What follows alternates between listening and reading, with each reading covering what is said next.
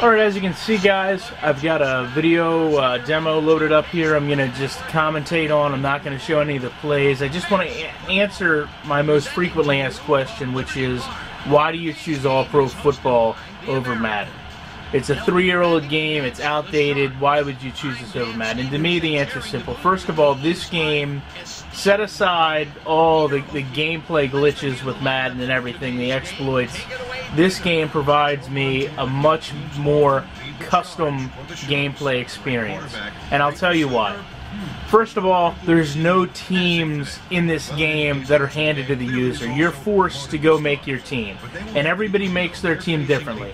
Some people make their team to their strength. Some people make their team to their weakness. Some people make their team just to counter another team. So the chances of you playing against a person with the same team are slim to none.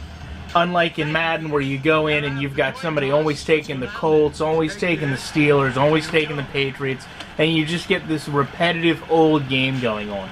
With that said, if you want to go ahead and create players in this game, it takes it one step further in terms of realism and difficulty, and I say that because unless you've unlocked all 50 achievements in this game, which is very hard to do, you're limited in the cap abilities you can give your players.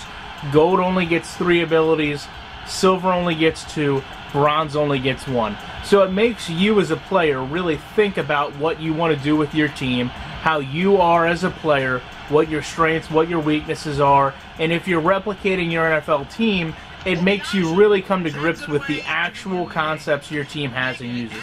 For example, you can go in this game and take 2 bronze running backs, Natron Means and Eric Bieniemy, and get totally different feels, totally different game plans, totally different players.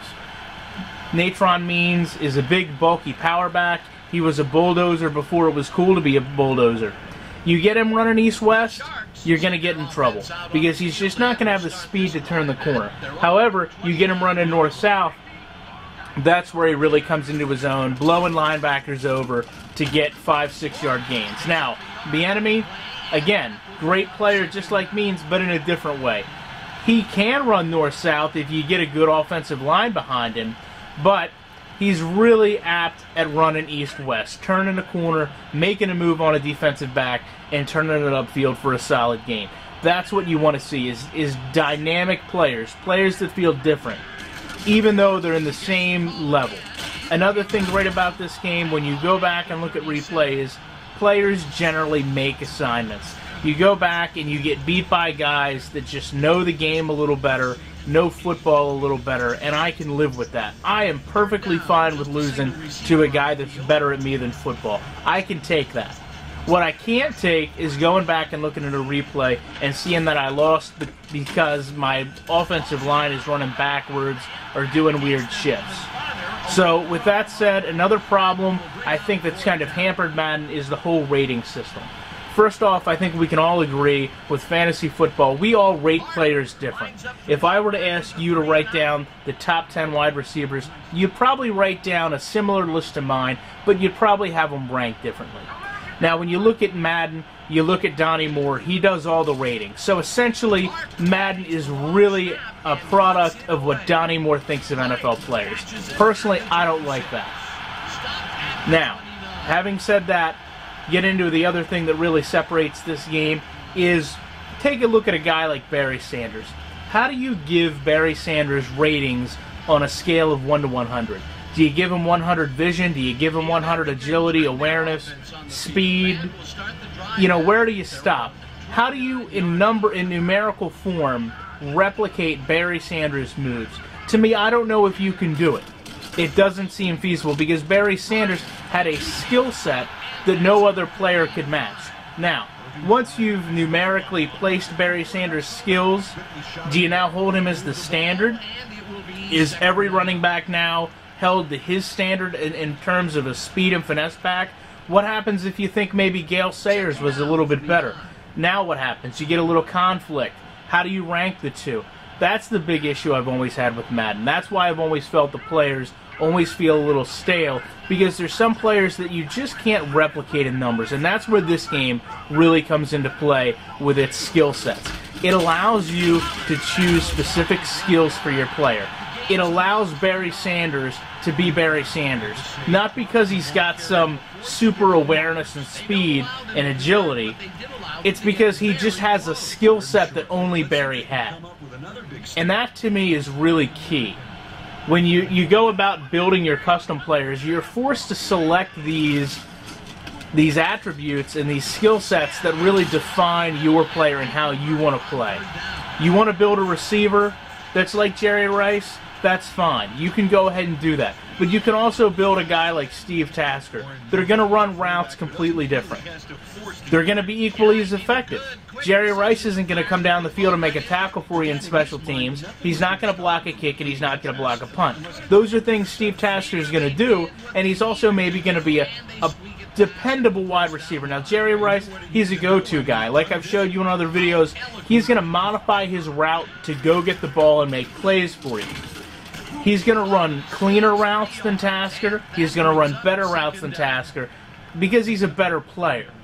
And he's not better just because he's faster or he's more agile or he's got a route running higher, number. He's better because you've given him different skills. Each player are just as good and dependable and have a reason to be on your team, but the skill sets is what really separates the guys. And that's why you can play this game and you can really feel like you get a dynamic game where your players are different, where your players matter, instead of like in Madden, where you get people asking, are these games scripted? Why do all the players feel the same? Why does speed the only thing that matters? How come I can put cornerbacks in as wide receiver?